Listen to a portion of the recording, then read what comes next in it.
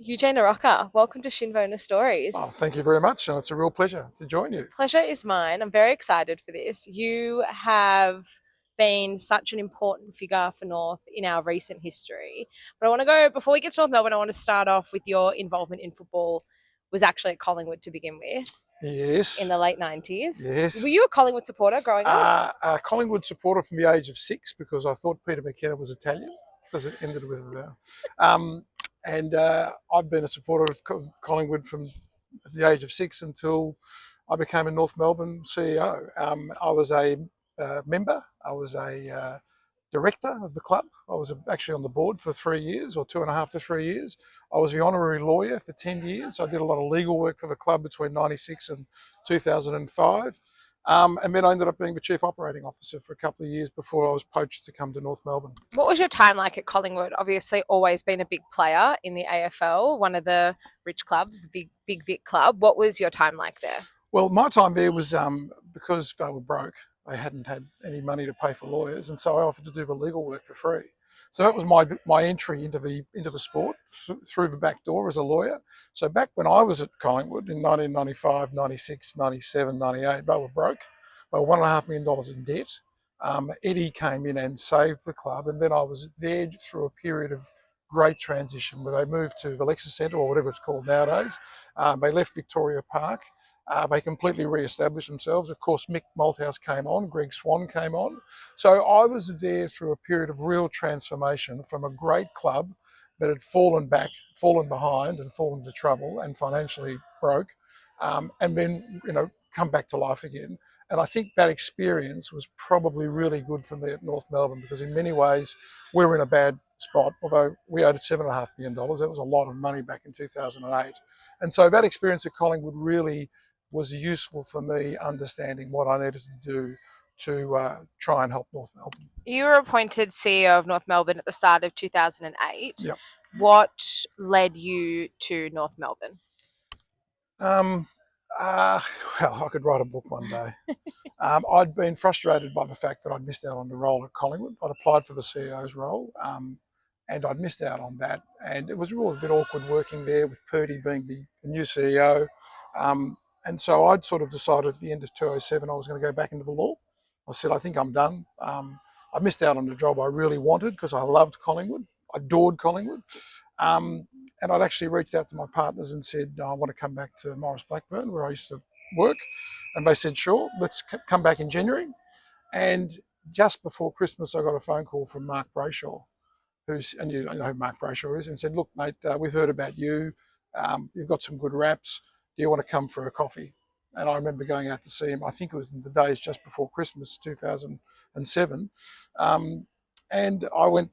The career change didn't occur. I didn't go back to the law, and someone did say to me, "Do you really want to go back to billable hours?" And so thereafter proceeded a number of interviews. I met everyone from Ron Joseph to Dennis Pagan, Trevor O'Hoy, Peter Scanlon, all the luminaries, and ultimately got the job and I think the offer was on a Friday and I started on Monday. Oh, wow. So very, very quick. I know, Mark. If they said, do you want to take a week or two off? I said, no, I need to get into this ASAP. So I literally packed up the box, or Collingwood packed up the box for me at the Lexus Centre, or call it the Lexus Centre. And I was back here on Monday, the next Monday.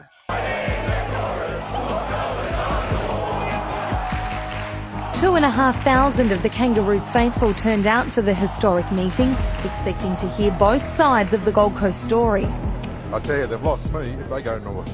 We're here to stay, you'll never get rid of us. And how often does David beat Goliath? Well, in footy terms, hardly ever. But that Dallas Brooks Hall thing was happening that night, and so I sort of had a view that we can't, I didn't know there'd be 3,500 people there, but I thought however many turn up, we can't go there without a definitive answer, because they deserve better than that.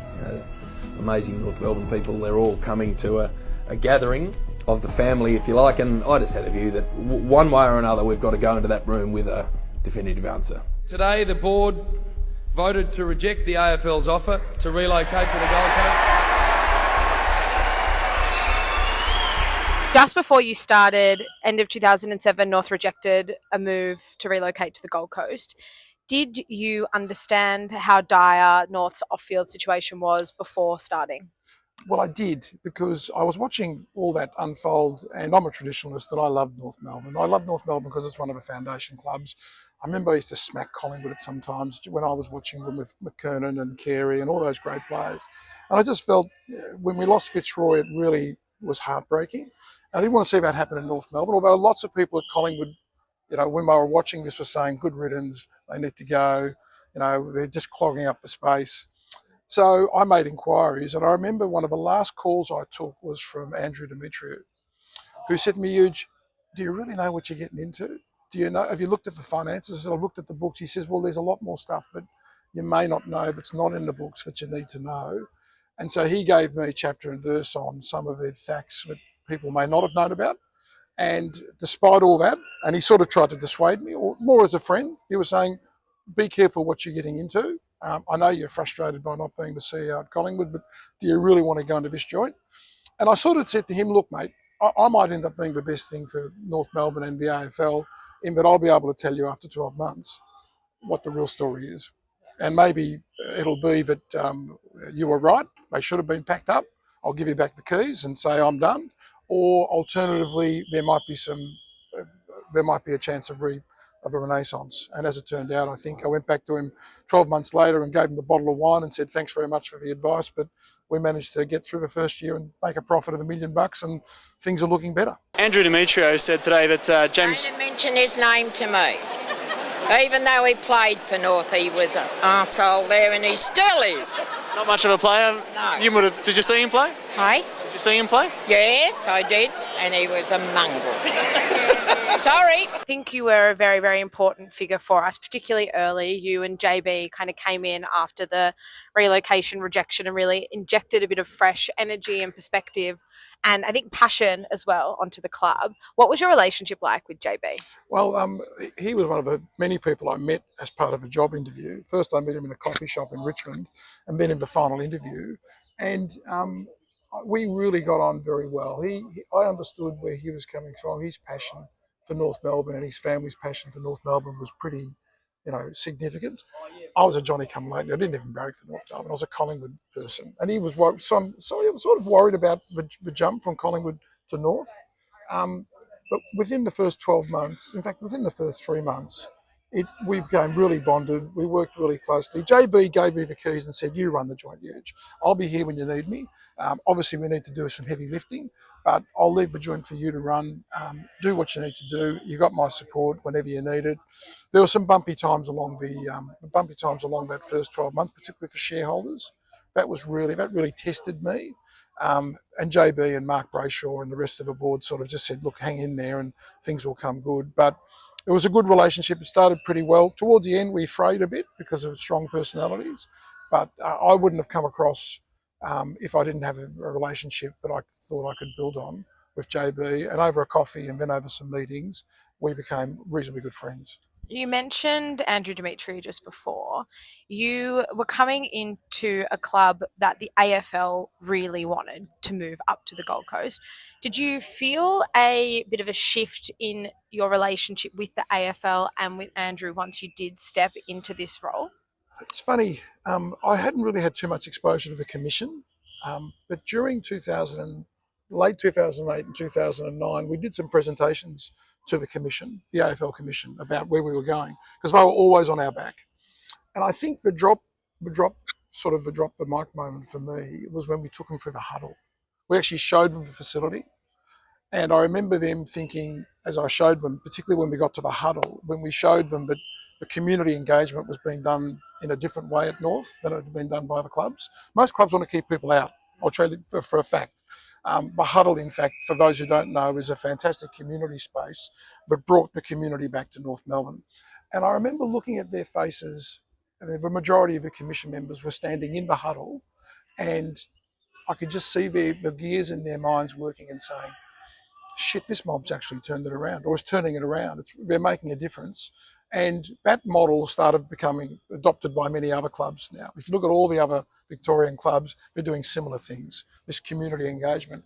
So I thought that was the moment. I remember Sam Mostyn coming to me later on, meeting me in in an airport lounge and saying, we were really blown away by what you guys had done with the facility. It wasn't just a footy facility, it was a footy and community facility. So for me, but look, there were some moments along that 2 years, that first 2 years, where they put the flames to our feet. They really made it hard for us with fixturing, with some of the deals. We all know about the Marvel deal was costing us a fortune. But I think that moment when I took them for a tour and brought them into the huddle, I walked away thinking, I reckon they're getting it now. They understand we're an inner city club with close links to the community and a different sort of point of view to some of the big clubs. You were doing the work with the people and the fans, but you were also doing the work on this incredible new facility. This is your baby. When you walked into this place for the first time, it looked completely different to what it does now. What was your idea behind the Arden Street redevelopment? Well, we took, to be brutally honest, we needed to build this to absolutely put our roots back down in North Melbourne, because even today there's still talk of us being relocated. But I always took the view that this is our castle. We've built this, we created this, and no one's going to move us from it. This will always be our home. And I remember thinking, looking at that old shed that was across the other side, that wasn't a really great foundation to build a future on. This is, to the point where I remember, even though we were cash strapped, the builder said, do you want us to lay an extra 250 square metres at the end of the oval, at the end of the building for future growth? And being Italian, concrete, I said, absolutely. And as it turns out now, the AFLW team is now sitting on that plot of concrete, which has been built up. And I've been for a wander through, and it was really a fantastic foundation for what we can do. I know people say maybe you should have had a curved building rather than a block the way it is, but you can do so many things with this. So getting back to your original point, I think we needed to build this to give confidence to our members, to give confidence to the AFL, give confidence to the community, and it's become a really important tool in not only recruiting players but also engaging with the community. And it's built to be developed and further grown, hopefully over the years. So for us, this was the line in the sand. And there was a moment there where we nearly didn't build it. It nearly all fell apart during the GFC. I don't want to labour the point, but I actually had a meeting between Christmas and New Year's in 2008 with committee members of the board who were frightfully scared about building this as the GFC was unfolding. And we managed to convince them. The boards went up around the outside of the building site, and I promised them that if things turned bad, we would pull the boards down and reassess. But they backed me, and we built it, and the government came through with the money. But there were so many moving parts that could have easily fallen the wrong way that could have cost us the ability to build this building. Do you think building this building was a key factor in not only attracting players, retaining players, but also being able to start profiting again and injecting money back into the club? Well, I think, this is our home, and people get confidence out of firm, strong foundations. Even winning Brad Scott over, the real pitch was, I remember even when we were interviewing coaches, we would take them through what was basically a building site to give them confidence that we are on the right path. What you're hearing and what you've heard about the North Melbourne Football Club of late is not right. We've got a great future. And so, like I said, this was our castle, but it was a critical part of the Brad Scott recruitment, who was really good for North Melbourne for 10 years. And it was a critical part for our members. And you can see from the pavers, the support we've received, it gave us an asset. And dealing with the council was really important. Council, basically, we went and approached the council, and they supported us in our vision. We moved the cricket club on because that was always going to be difficult to have a cricket club here because of the oval. So there were so many factors as to why this building is so important to what we did in 2009 and 2010 and what we're going to be doing in 2050. This is our home. The growth potential here is enormous. We are and should be viewed as a famous inner city club, and this building is testament to that. Bugger this Gold Coast. We stay here at Arden Street. That's good to hear. We've been for years. How long have you been a North Melbourne supporter? 56 years. So there's no chance that you would relocate to the Gold Coast? No. No way known. Absolutely not. Not much up there for you. You've got Wet and Wild and SeaWorld. And Nice place to visit, but don't want to go there and watch my football club play footy. Simple as that. I've been to the Gold Coast, but my team stays at Arden Street. There's a lot of heart and soul at North Melbourne. You did this not just for the players and the people inside, but also for the fans. And as part of your time here, you also made sure that the fans could take control back of the club. After 2007 and the relocation rejection, how did you ensure that the club, A, went back to the members, and B, were able to secure a long-term future in Melbourne? Yeah, the shareholding issue was a really tricky one. And JB had told me, look, Huge, we've got some shareholders who control 95% of the club. For those who don't know, in 83, 84, Bob Ansett, to raise money, had issued $3 million worth of shares, and many of these pavers are owned by people who bought $10 worth of shares or $50 worth of shares. But there was a group of high net worth North Melbourne people who bought 95% of the shares. There's about 10 or 12 of them. And JB, and I'd done my homework, and I realised this was basically a private club. And JB had warned me about it, but said he had a plan to move on to shareholders. And so my very last sort of stepping stone before accepting the job was to meet Peter Darash. North Melbourne people will know who Peter Darash was. He controlled about 35% of the shares. In his living room, with JB present, I shook hands with him, but he had agreed to give the shares up. And I figured if I got him on board, the rest would follow. It wasn't that easy, as it turned out. But Peter stuck fat. We shook hands. He gave me his 35, well, he committed his 30-odd% of the shares. And then we took another 12 months, basically, or maybe 9 months, to win over the rest of the shareholders. And we had that famous AGM in October 2008, where 97% of the members or shareholders voted to bring the club back to the members. And it wasn't just the 95% shareholding. There was about 12 of them. That was an easy, because you know who they were. You could get them in the room. You could show them the strategy. They took a bit of convincing, but we got them there. And Kerry Good was particularly important. When Kerry Good said, I'm in, then the rest of them followed too. But I rang most of the other 400 shareholders. I had an old sort of sheet with all their names, out of date, and we tracked down, I reckon, about 90% of them. And if we didn't find the owners, we'd found their kids. And to a T, to a word, every one of them said, you got my shares. I don't want any money. And you should remember that the key shareholders, the group of 12, we'll call them, had been offered money by the AFL to hand over their shares so the AFL could take control of the club and move it to the Gold Coast. Those shareholders had been offered money. So 12 months later, they were being told, you're going to give us for shares for nothing. And they did it. They gave us for shares for nothing. And that's why their names up on the window up there, the patrons, have been recognised for that selfless act. But many people don't know that the AFL had offered them money to buy them out. That's a fact. I've never didn't know that. I know, it's a fact. In fact, that's crazy. 12 months later, when I tried to get Andrew Dimitri to help me convince the shareholders, he'd sort of agreed now it was time to give the club back to the members. I remember we had a meeting at the AFL with the majority of the shareholders, and they were still unsure about the AFL, they were still unsure about me, and they were still unsure about handing over their shares. They went there to the meeting, I think, to try and get their money. And when Andrew said to them, that ship has sailed, we ain't giving you any offers anymore. You're now stuck with this bloke and JB. To be fair, to his credit, he actually said, if you're coming here looking for money, you're not going to get it. That was a once-only offer. You knocked it back. So I recommend you give the shares over. We left that meeting, and many of the shareholders were a bit upset by what they thought didn't happen, which was being offered shares to buy them out so the AFL would then give them to us. AFL said, no, you've got to deal with North Melbourne directly, and there's no cash. As Neville Bartos once said, there's no cash here. Cash, no cash. And that was a really significant turning point, but it's really worth noting, important to note, many people may not know, those shareholders were offered a significant amount of money to hand their shares to the AFL prior to the Gold Coast decision rejection by us to bring the club back under AFL control so they could then ship us off.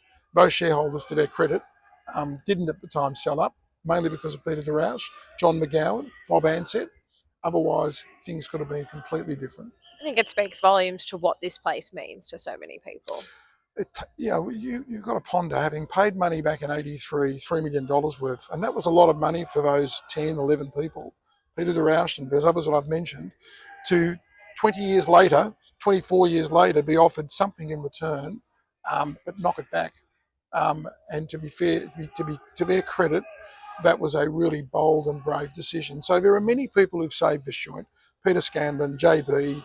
I think the shareholders should be recognised, and we've done that by putting them up making them patrons. They were the ones that ultimately could have turned coat, taken the cash, left it to the AFL. We'd be up in the Gold Coast. So that I think was a really important first domino to fall to save us, and then getting them to come on board and returning the club to the members.